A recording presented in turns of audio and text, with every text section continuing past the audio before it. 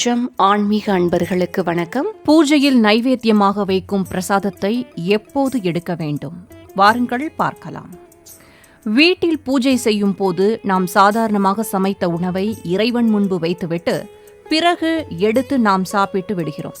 ஆனால் இறைவன் முன்பு நைவேத்தியம் வைப்பதற்கும் பூஜைக்கு பிறகு அதை எடுப்பதற்கும் கூட சில விதிமுறைகள் உள்ளன.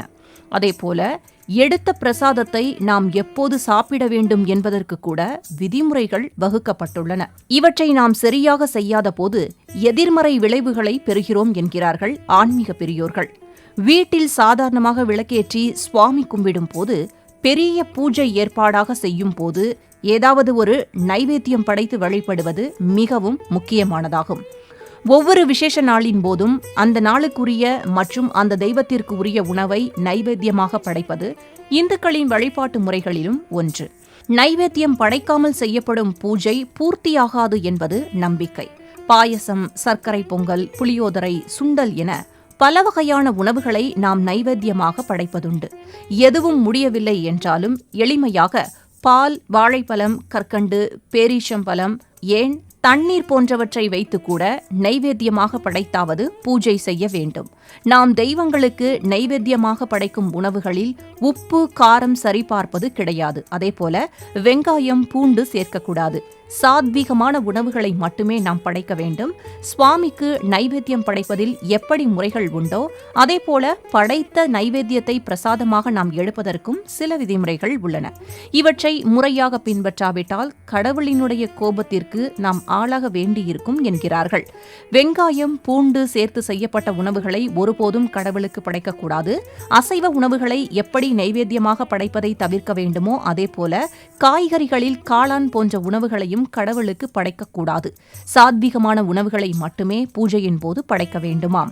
நைவேத்தியம் படைக்கும் போது தனியாக இலை வைத்து அல்லது புதிய பாத்திரங்கள் அல்லது தனியான பாத்திரங்கள் வைத்து அதில் மட்டுமே படைக்க வேண்டும். தினமும் நாம் சாப்பிடுவதற்கு பயன்படுத்தும் பாத்திரங்களை ஒருபோதும் பயன்படுத்தக்கூடாது.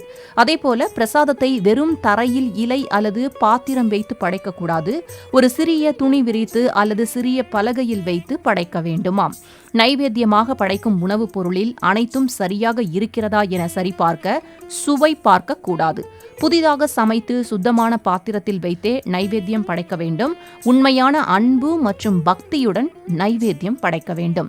கடவுளுக்கு நைவேத்தியமாக படைக்கும் உணவுகளை பூஜை முடிந்ததும் எடுத்து நாமும் பிரசாதமாக சாப்பிட்ட பிறகு மற்றவர்களுக்கும் கொடுக்க வேண்டும். நைவேத்தியமாக படைத்த உணவுகளை நீண்ட நேரம் அப்படியே வைத்திருக்கக்கூடாது. இதனால் வீட்டில் எதிர்மறை ஆற்றல்கள் உருவாக துவங்கிவிடுமாம். கடவுளுக்கு நைவேத்தியமாக வைத்த உடனேயே அதை எடுத்து சாப்பிடுவது அல்லது மற்றவர்களுக்கு கொடுப்பது சிலருக்கு பழக்கமாக இருக்கும். ஆனால் இது தவறானதாக சொல்லப்படுகிறது.